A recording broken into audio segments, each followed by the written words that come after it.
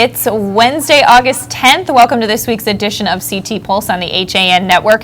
I'm Kate Czaplinski with Josh Fisher. Today, Josh, we are breaking down primary results. Yes, we had a few little pockets of primaries around the state, local primaries for state rep and state senate, at least one primary, one probate primary in our region. No big surprises, but some interesting things to kind of talk about in those primary races. We also have some news we're following, and including an interesting social media dust-up in Trumbull, as always, providing great stuff for us. I wonder if the first selectman was involved in a social media dust-up in Trumbull. So we'll be talking more about that. We also have, not to scare people, but why you should never ever go swimming in Connecticut rivers again. No, just kidding. Not to be alarmist. We don't like to do that here. No, but Kate's been talking about it all morning long, so she's very excited. Evil beavers, freshwater jaws. Yeah. Okay, but we have a lot to talk about. Of course, Doug Smith will join us later on. Yeah. But first, let's get into some of the primary races, Josh. All right, where do you want to start? Well, let's talk about how incumbents, for the most part, held on to their seats. It was very few. It was just out in New London where there was a loss. As I lose my notes here, West Haven rep Louis Esposito appeared to have lost. It was a very close race to Michael DeMassa by just 30 votes. 30, wow. That just goes to show you every vote really counts, especially in primaries like this. Yeah, that's definitely. And then the New London state rep, Ernest Hewitt, who has been in the State House since 2005, was defeated by Chris Soto, a U.S. Coast Guard Academy graduate. That was the one out in New London, Kate. And Soto got 66% of the 1,500 votes cast. Wow. And I know we're going to talk some more about local races, but I thought it was interesting, Josh, as you highlighted here. Secretary of State's office said the unofficial voter turnout this year was around 19% for Democrats and 16.7% for Republicans. And something else we talked about, former Olympian August Wolf was attempting to petition his way onto the Republican primary ballot for the U.S. Senate to challenge Representative Dan Carter, who won the party's endorsement. However, he failed to collect enough signatures, and he certainly caused a lot of interesting news for us. He did, and also him not qualifying, that meant there was no statewide race, so that really hurts voter turnout. Doesn't help so it kind of just had to be did you know. Now I know, like, around this area, our studio's in Shelton, and so there's been Jason Perillo signs all over town. I didn't see any for his opponent. I didn't see many House. For Ruth Parkins. No, I didn't either. And then for the probate race, which I've just by chance spent a lot of time recently in Ridgefield, Bethel, Reading, and Newtown, who all make up the Northern Fairfield County probate district. Saw a ton of signs for Patrick Walsh. None for, I didn't see any for Daniel Grady, but Daniel Grady won. So Daniel O'Grady, I believe he's from Bethel, correct? He's from Bethel, and Patrick Walsh, Ridgefield guy, very well known there. He was on planning and zoning for a while, for a time. I'm not sure if he still is, but when I was in Ridgefield.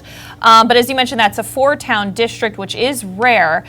So Walsh carried Ridgefield, but lost the overall race, which is unusual because Joseph Egan, who is the former probate judge of that district, he's a Ridgefield guy.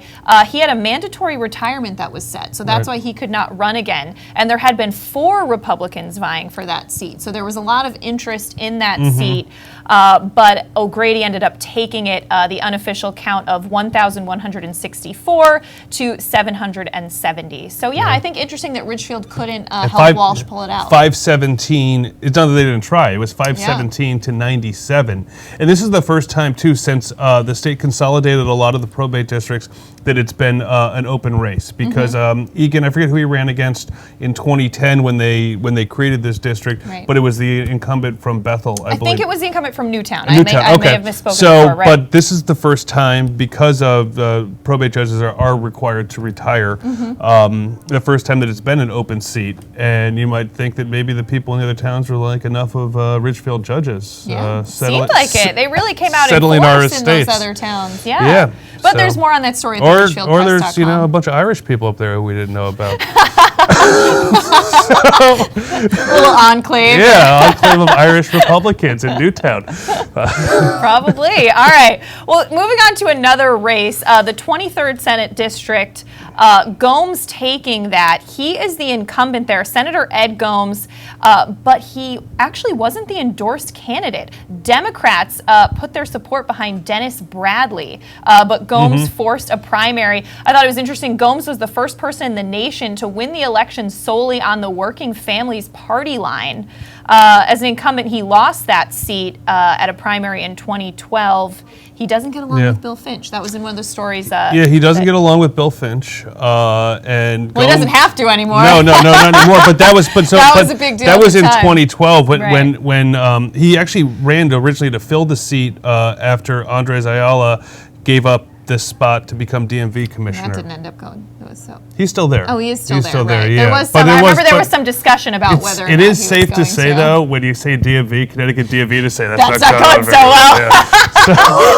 So, you're right there. You were. It wasn't a big leap there, Kate. Right. So it is though, some of those like classic Bridgeport politics, and so the party establishment didn't want Gomes in there again. He had to, he was a working family member when he first got elected, and so he had to fight to get on the ballot. And once he did, though, he easily pretty easily cruised to victory. Right. And I just know Melvin noted, because that district represents Bridgeport and a part of Stratford. Turnout was mild at Stratford polls. Only about 14.8% of eligible Democrats participated in that primary. But there's more on the Stratford end of that at stratfordstar.com. Melvin did a good job. Melvin all over that last night. All over that. Now, one of the more interesting races that we saw, as we mentioned earlier, was State Representative Jason Perillo, the 113th district, which represents Shelton.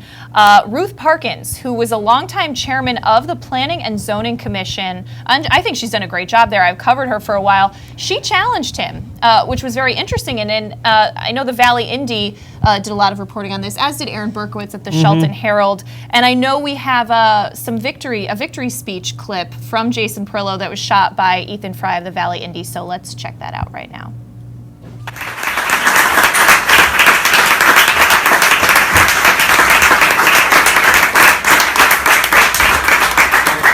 I'm just so proud to have everybody in this room who did so much to make this happen. I want to recognize one person who's actually not here tonight. You might consider him an old timer, but he had a lot to say to me that really made this work. Frank Pagano couldn't be here tonight. He hasn't been feeling that well, but he was behind me 100% of the way. And I think it's important to remember that those of us, I don't know, am I new anymore? Newish. Those of us who may be newer have so much in common with those who've been on this town committee for decades and decades. A guy like Frank Pagano worked side by side with my grandfather when he was mayor. We have so much in common. Primaries can be divisive, but not this one. Not this primary. This primary is going to unify this party so that we can do what we need to do for Shelton, what we need to do for Connecticut. That is what we do tonight. We unify. And everybody in here has that responsibility. Thank you for what you've done for me. Thank you for what we are going to do for Shelton and for Connecticut. Tonight is your victory.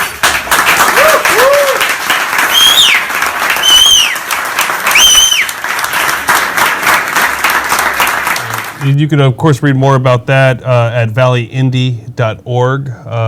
Ethan Fry, a lot of interesting background in this race. Coming in with 90% of the vote, which is amazing. And I did see a lot of videos, a lot of door knocking done by Jason, and he's always out there in Shelton, so you see him a lot. But interesting that Mayor Mark Loretti endorsed Ruth Parkins. Yeah. Now that kind of just goes to show you. I mean, Mark Loretti, he kind of does, what he feels. He doesn't ever do anything. It doesn't seem like he makes his moves politically. He just kind of does what he thinks is the right thing to do. But what does this say about Mayor Loretti that he's the longtime Republican mayor of this town, and he only got 109 people to vote for his candidate? That's interesting. The Shelton Herald story by Aaron had talked to Ruth Parkins, and she said, "We knew this was going to be an uphill challenge against an incumbent, but we worked hard and accomplished our goal of giving voters a choice and getting them engaged in the process." She went on to say, although there is no benchmark to measure against for primary turnout, she said, "I believe the 29% reached was a fairly good turnout." So it did seem like, especially compared to other towns, Shelton got a much higher turnout. And this was kind of an interesting race there. So, and I know, like, all weekend long, there were state reps from all over Connecticut coming into Shelton to help Jason Perillo knock on doors and spread the word.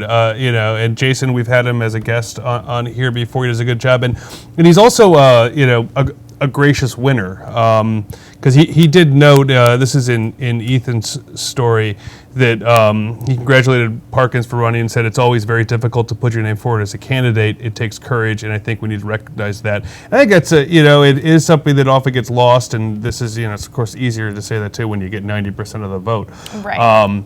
But there's, you know, it'll be, and you know what, Jason Perillo's grandfather was the mayor of probably just before Mark Loretti, since he's been mayor of Shelton for a few generations. Yes, it is interesting, and you know, we do like. I mean, it's great when people step forward and actually want a primary and get involved. I mean, it does give the voters more of a choice, so that's a good thing. And you know, as I've said, Ruth Parkins, I think, has done a great job on planning and zoning.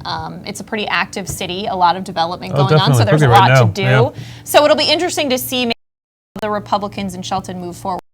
But of course, you know, you heard it in the video, but also Perillo said that, you know, the votes show that there's no schism in the Republican Party in Shelton. But so now he'll face Democrat Adam Heller, who's on the City Board of Apportionment and Taxation this November. All right, so we will be keeping an eye on that, of course. And speaking of turnout, some very low turnout in Stamford. Actually, your district. I live in this district. I'm not a registered Democrat, which might surprise you, Kate. So I was unable to vote in this. But yeah, there were fewer than 800 votes cast in this state rep race between Democratic incumbent Terry Adams and his challenger Dan Duplace, who had run. I'd covered him. 4 years ago, he ran against Scott France for the 36th State Senate District, which is all of Greenwich and North Stamford and most of New Canaan. And Scott France won that easily. It's a very Republican district. Duplace was out there all over the place. I saw a lot of Adams people knocking on doors also, but the signs were about equal, which is, you know, always a fun way for us to judge things, which never actually means anything.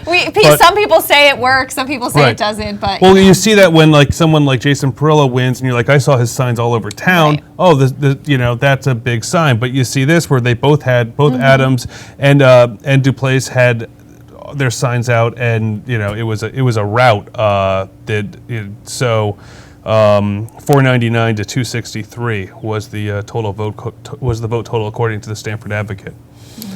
So. And finally, another race that we are following, incumbent Democratic State Senator Marilyn Moore of the 22nd District easily defeated Bridgeport City Council President Tom McCarthy in the primary Tuesday. Now, this is interesting. Despite being the incumbent, Moore was technically the challenger, as the party's officials had backed McCarthy in the district caucus, leading Moore to launch the primary challenge, which is similar to what we saw with Gomes. And, I mean, this is interesting because, as well, that district represents a piece of Trumbull, Monroe, and Bridgeport. So I know Trumbull Democrats also endorsed Tom McCarthy. And in fact, it was kind of interesting. They did send out some mailers. And I think Trumbull, on both sides, Democrats and Republicans, have some of the best mailers around political time.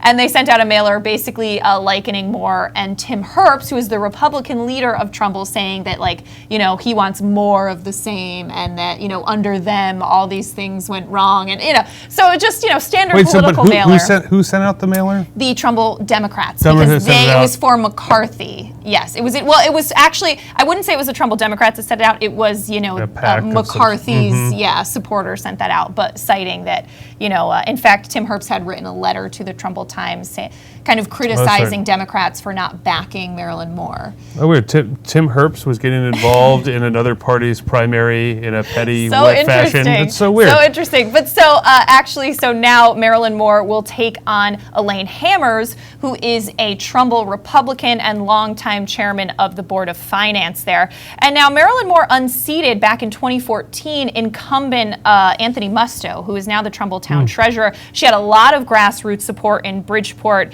And in fact, that mailer from McCarthy's campaign said, they quoted Moore as saying back then, "We will take back what belongs to Bridgeport." So maybe a little bit of saying she isn't as representative for Trumbull as, that was their argument. But she easily won it, and she took it. So interesting race so Tim there. Herbst must be happy, right? Because he wants more. He wants more of the same. I love the Trumbull political mailers. I really do. Yeah. They get so creative on both sides. I mean, it really is. Wait till the elections come around. We'll have to bring some of them in and take a look at them. Yes. As we near November. Yeah, I'm sure we will. Well, that's kind of our rundown of some of the primary results. We're going to take a break. When we come back, we have a lot of local stories that we're following today that we're going to get into a little bit more coming up on CT Pulse after this. Have a sports injury or a slip and fall that needs immediate care? Coastal Ortho Express Urgent Care gives you direct access to an orthopedic specialist fast, without an appointment. Biking, golf, tennis, soccer, whatever the sports injury is, sprain or fracture, Coastal Ortho Express can help. Coastal Ortho Express Urgent Care, open Monday through Saturday, now in 2 locations. The iPark building at 761 Main Avenue in Norwalk and 36 Old Kings Highway South in Darien. Or go to coastalorthoexpress.com, like them on Facebook.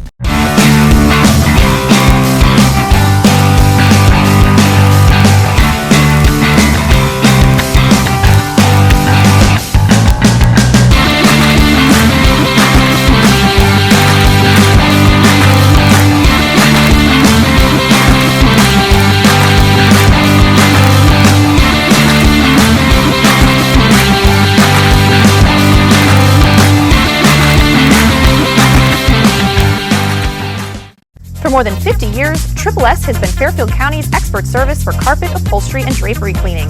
We provide the best in repairs and in-depth restoration, understanding fabrics and how to properly clean and restore them. Our staff will come to your home to clean your wall-to-wall carpet to perfection. We can also pick up your fine carpets and bring them to our facilities. With locations in Norwalk, Stamford, and Stratford, Triple S will get the job done fast, big or small. At Triple S, you can count on our people as well as our cleaning. Find us at triplesclean.com or 203-847-8000. I'm John Kovach. I'm a newspaper editor. I'm a high school football coach. I'm a television presenter. And I want you to love fishing as much as I do. Tune in to Yankee Fisherman, Thursdays at 1 on the HAN network. It's like going to the tackle shop without leaving your office. You're watching the HAN network, and you're not alone. More than 1.5 million viewers have watched our live sports, news, and entertainment broadcasting since the network launched in August 2015. Advertise on the network that reaches Fairfield County, Connecticut's most engaged audience. Contact Advertising Director Jessica Murrin at 203-273-7312 or email jessica@han.network. We are back on CT Pulse on the HAN network. I'm Kate Czaplinski with Josh Fisher. Talking now, Josh, about some of the stories we're following this week. Now, I couldn't help but just fully enjoy late last week this, as we mentioned earlier, social media dust-up in Trumbull. Fill me in on this. Yes. So Trumbull Republicans posted a message basically calling out a private citizen, but somebody who ran for Board of Finance, Scott Kokosa. He ran for Board of Finance in the last local election cycle under Vicky Tesoro, who was challenging Herbst for first selectman. And it was messages of him calling Tim Herbst and the Republican chairman a part of the male anatomy. And so using that word and using some explicit language. Now, this became something that, other Republicans were sharing. I know Tim Herbst shared it on Facebook as well. And then that, of course, prompted a response from many others. And in fact, as you saw, the Trumbull Republican Town Committee ended up taking that down off of Facebook and posting that apology, apologizing to anyone who might have been offended. It just got a little out of hand, and I know that Scott Kokosa, who is that citizen, who is a very harsh Herbst critic, he's very active in the Trumbull groups, and he definitely says what he's thinking often, and it's often anti-Herbst. Right. But he shared some messages of Herbst also using some foul language and a rude emoji back to him. So which emoji would it be? Like the hand emoji? It would be a finger on your hand emoji. So the middle one, maybe.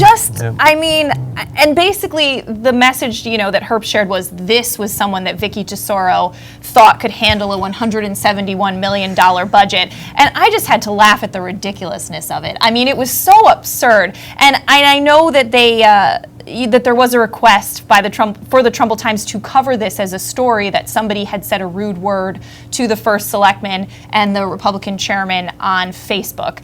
And I just think that's ridiculous. And let's talk a little bit about how we decide what stories to cover. Mm-hmm. Now, when a public official and somebody that is elected posts something like that on social media, that is more of fair game, something that we would cover. Right. A private citizen, however, and it wasn't in a threatening way, it was just a rude way saying that word, it's not something that we would usually cover. Yeah, I mean, people say rude things about politicians all the time. It's kind of part of the job. Right. But what is your take on that and just kind of making that into a story and a press release and something that should be covered? I mean, my take on that is man, could you imagine being a kid growing up with Tim Herbst and trying to play ball with him in your neighborhood, and how particularly if he owned the ball, how often did Tim Herbst take the ball and go home when things didn't go his way? Because he is so petty, and it's very petty. It's amazing because so you're an elected official and you're the head of the town. You should be expecting people to criticize you, particularly someone who's from another party. But then take that and make it public because it was not a nice word. It wasn't a nice word. That's fine. Rude. That's fine. I get it. But to have some kind of official press release about this and want media coverage, and then ask media coverage about it, absolutely absurd. And it's a little bit like what we're seeing on the national level now. Kind of attacking every person that criticizes you. A la the Donald Trump campaign. Right. I'm just not into that here. Is it fascinating to watch it unfold on Facebook? I, like many Tim Herbst, many other Trumbull residents, was watching that very eagerly. What's he saying now? What's he saying now? Right. It was very. it was a little dose of drama. But it's just amazing how much that Herbst will just kind of dive in, and if the roles were reversed, he'd be telling everyone it wasn't a story, Exactly. But it's also, it just is. It's amazing how I don't know if either he's really smart and this is just his way of doing things, or if he just is some wires are not connected properly up there. And that's the thing that drives me nuts because he is such a gifted politician. I mean, look at what he did in the state treasurer race, and to get involved in these with critics of his, and there are a lot of vocal critics on Facebook, and people do post harsh criticisms, but you are a public official. You actually have the power of the town behind you, and you have the advantage in those fights. So why take them on? You know what I mean? That's what I don't understand. You're in the position of power. Let it go. I mean, that's my personal, these are obviously our personal opinions on this, but I just don't understand it. It's a shame, I think. I don't either, and as someone who has aspired to higher office, has there ever been an incident you can think of where Tim Herbst was decided to be the bigger man in the situation? To be fair, I can't off the top of my head. And politics in Trumbull are nasty on both sides. They really are. It's an interesting town, though there's a lot of great stuff about the town of Trumbull and a lot of great community spirit that you also see in some of these Facebook groups.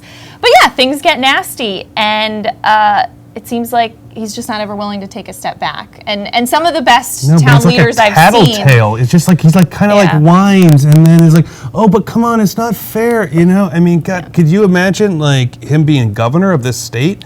I would campaign for Dan Malloy, who is the worst governor in America. Big. Okay, that's a big announcement, people. Tim Herbst is basically becoming the Donald Trump of Connecticut. It's sad. I can't stand to see these silly little things. It drives me nuts. I think it's great, and Mr. Herbst, I encourage you to continue to do this and share whatever you want on Facebook. That's incredible. Whatever you want on Facebook. Share more emojis, screenshots, everything you want. And then maybe you can come on here one day and we can all talk about it. It would be a lot of fun. I'm not saying it would be easy to sit up there and be the leader of a town and take all that criticism, but that is part of the job. But also, you know what? But fine. But it's also, it's also not easy to be the bigger man, or it's not easy to take the high road. But that's what we want out of our elected leaders, out of our politicians. We want them, where everyone is dying. Look at this presidential year. Everyone wishes that we had a better choice. There's very few people who are super pleased with the choices we have, because we want someone who is who's better than us. I think. I don't know. Maybe Americans want someone to have a beer with, which is kind of been a problem for years, I think. But it'd be nice if our politicians could be someone we can look up to and not someone that we look down on. Yeah. And Tim Herbst is kind of it's funny. It's hilarious. It just keeps getting worse. And now, I mean, just interesting because there have been a lot of town issues, and there's been a lot of great things that Tim Herbst has done in Trumbull. But it seems like maybe this was a little bit, in my opinion, possibly deflecting from some of the other things going on. Like there's a big debate right now over the town trying to acquire property on Old Churchill Road. Right. I am not well versed in that story. I've only read a bit on it, so I can't speak to what's right either way. But I know that that's become a big debate there. So I know there's a lot of other issues going on in Trumbull right now. So lots to check out at TrumbullTimes.com anyway. Keep it up, Tim. All right. Well, moving on to some other news we're following today. Some bad news for some folks working in the area. 600 jobs are out as the new owner of Cablevision plans to close a call-in customer operations in Connecticut. Those are in Shelton and Stratford. Just some bad news, but I think something that a lot of people saw coming when Altice USA acquired Optimum. They're going to be moving those jobs to potentially New Jersey, New York City, and Long Island. So, always too bad, and let's hope that something else comes in. Although these days in Connecticut, this isn't. I don't think this is a political thing. It's not like GE moving up there. This is what happens when big companies acquire smaller companies. Right. And, but definitely worth mentioning that 600 jobs just in this immediate area near our studio. So. But taking a look at another story, I like this because I like anything that has to do with emergency preparedness. I don't know, my mother works for FEMA, so. Okay, that could be why. But Governor Daniel Malloy announced the launch of a new emergency preparedness mobile application for Connecticut residents that provides information and alerts in emergency situations and helps people prepare in advance of an emergency. I think it's a great idea. Some of the features on that would include sending an I'm safe message to contacts via email, text, or social networks, viewing real-time alerts for emergencies, weather, and traffic. So I think some great information there, as well as locating local emergency contacts and useful resources. Are there any, do you get a notification when businesses leave the state, or when your taxes are going to go up, or those sorts of I don't think Dan Malloy is going to create that app. So it's not emergencies that Dan Malloy creates. It's emergencies that are elsewhere that Dan Malloy wants you to know about. But either way, it sounds really great to me, and you can, if you like being prepared for emergencies, always a good thing. You can download that for free on the iTunes Apple Store for your Apple devices, and of course Google Play for your Android devices. No BlackBerry app. What about Palm Pilot? Now, interesting story that you were paying attention to today, Josh. Oh yeah, it's our former congressman from the 4th District, Chris Shays, who lost in 2008 to Jim Himes. He spent 34 years as a Republican elected official in Connecticut, 13 years in the State House up in Hartford, and 21 years in Congress. He's come out and said he's going to vote for Hillary Clinton for president over Donald Trump. That doesn't surprise me. Following a long line, we had Susan Collins, the senator up in Maine, Republican senator, came out and said she's going to vote for Trump. We had a Republican congressman in New York State who's come out and said, Collins said she's going to vote for Clinton, and others are coming out. We had there were 50 national security advisors from the Bush, both Bush White Houses, who have come out and said that Hillary Clinton is the proper choice. This is certainly a big. Chris Shays was always known as a moderate Republican. He was the most moderate on either side of the aisle in Congress during his time. So this isn't too much of a surprise. When John Kasich was here campaigning during the primaries, Shays spoke for him and had a little dig at Trump, because he happened to be wearing a Trump tie, he noted that day, which he looked down at and said, "Oh, it's made in China." But there certainly are some interesting things that Congressman Shays had to say, and he certainly notes that Hillary Clinton has made some mistakes, and he says, "I would love it if she had done some things differently. But this I know, Clinton does her homework, she learns from her mistakes, she's smart, tough, highly knowledgeable, and has shown she is genuinely willing to work with Republicans and anyone else to address countless problems that confront our nation."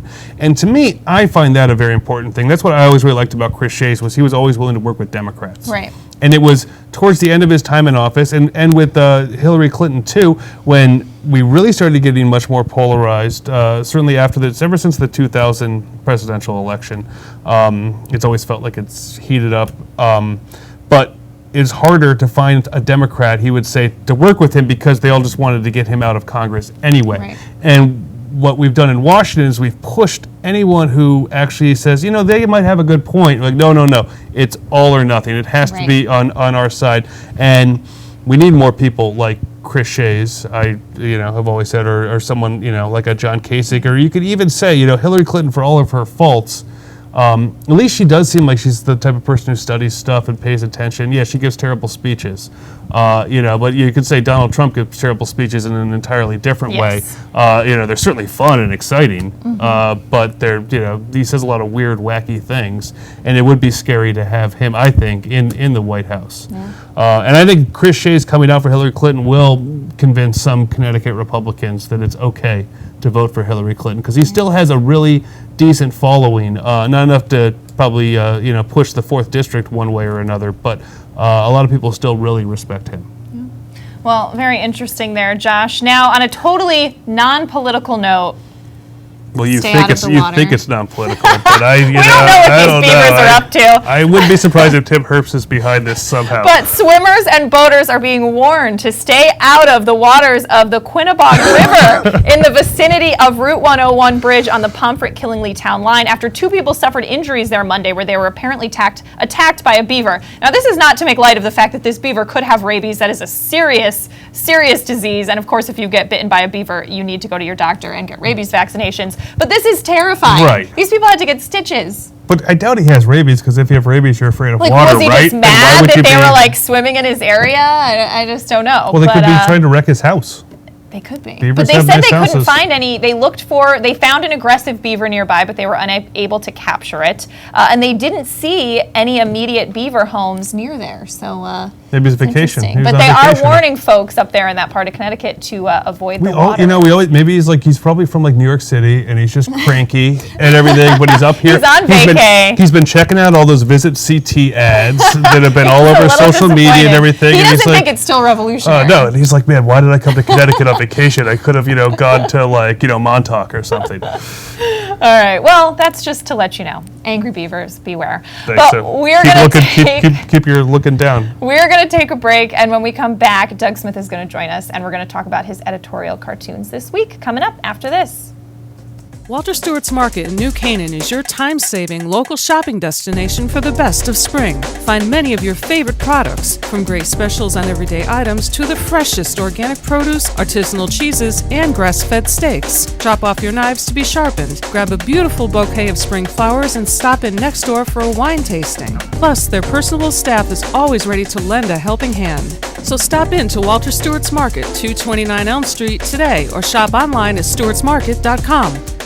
At Cabbage Patch Nursery School in Ridgefield, playtime is learning time. Using out-of-the-box activities and programs in science, dance, Spanish, Taekwondo, and so much more, learning is made fun. Aside from interactive classrooms, our center features a sensory room, computer lab, and a large outdoor space for playtime fun. Our carefully chosen staff believe in a supportive, safe environment and keeping you updated on your little one's experience. Cabbage Patch Ridgefield, helping shape your child's future. 29 Farrar Lane in Ridgefield.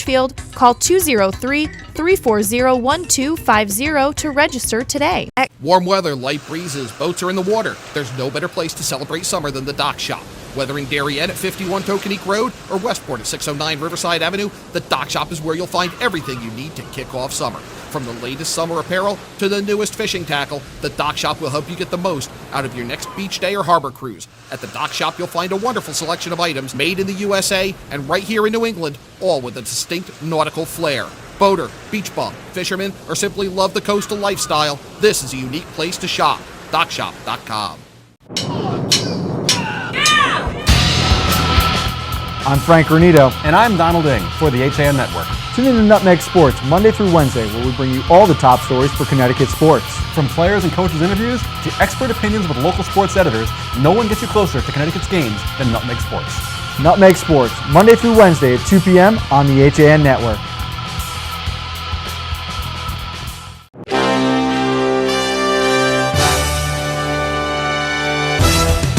Give your day a jumpstart with the latest news, sports, weather, and more on Coffee Break, live on the HAN Network, weekdays at 11 a.m. Connecticut news doesn't get any more local than on Coffee Break. All right, you better call Father Marin because it's time for Drawing Conclusions with Doug Smith, our editorial cartoonist. You seem a little shocked by the appearance of that Drawing Conclusions this week. Well, actually, I was just passing by the window there, just... Saw a little exorcism going on. I think Reagan did it for my benefit. All right, well, let's take a look at what Doug has for us this week. This one is so cute. The Weston Fire Explorer program will teach young people the ins and outs of the fire department. The most important tool in your arsenal is the can opener for dog food. Dalmatians are smart. What is it with Dalmatians? Why do they like fire departments so much? I don't know. It's why do firemen like them? I think that's usually how yeah, they don't choose to work in the fire department. They don't apply for a job or anything. No, yeah. Okay. Well, let's take a look at this one. Tell us about this one. Silver Sands Beach in Milford. They've been debating this for a long time now. I guess they're going to start having a fee to get in there, and a lot of people are against that. It's done by the DEP, the Department of DEP. Energy and Environmental Protection. You think we have deep pockets? And I like this. The pop-up park is starting again. Pop-up park in New Canaan. Yep. Some good dad humor. We always love that. And then we need to try this out with the HAN drone. Yeah. Drones can do more than just take photos. Looks great. You do not want to get hit by those things when it's going, by the way. Give you a nice close haircut too, I guess. Are you speaking from experience? No, it just scares me when that thing takes off, You never know what's going to happen. All right, up next we have... Tell us about this one. Oh, there was something last week in Shelton. They had an ethics complaint, and it turns out the past year or so, there's been no Board of Ethics in Shelton. They haven't. Oh, interesting. And their reason was, well, we haven't had any complaints, and a lot of people resigned, so... Everyone is so ethical at Shelton. What's they just the point? Don't need it, yeah. Interesting. All right, and what town was this one for? That's in Stratford. There's been a town hall thief. Ah, yes. So they've got him on camera. They don't know who he is, but they're on the lookout for him. And here I am just literally stealing town hall. I think he ended up stealing some money from a purse or something like that, not the actual town hall. But steal the key to the city. And tell us about this one. Oh, Connecticut's got a grant to help combat the Zika virus, so we got a hillbilly there looking for his cousin Zeke, and mosquito his cousin Zika. I love it. All right. Outhouse. Yes. This was Joe Pisani's column. He's talking about an election in the Philippines where monkeys disrupted the election process, and he's saying maybe monkeys could do some wonders for us in this country. So. And you're saying the monkeys are the actual the people running. All right. Very nice. All right, Doug Smith, as always, thanks so much for joining us. Doug. Thanks. All right, Josh, we're going to wrap things up? I guess so. Are you sad? I'm sad. I just hope I don't get any evil, mean text messages from all Tim right, Herbst. all right. Well, we're going to wrap things up here on this week's version of CT Pulse, but of course you can watch it on demand later at han.network, and we'll see you next week at 12:30. Have a good day. I can't wait.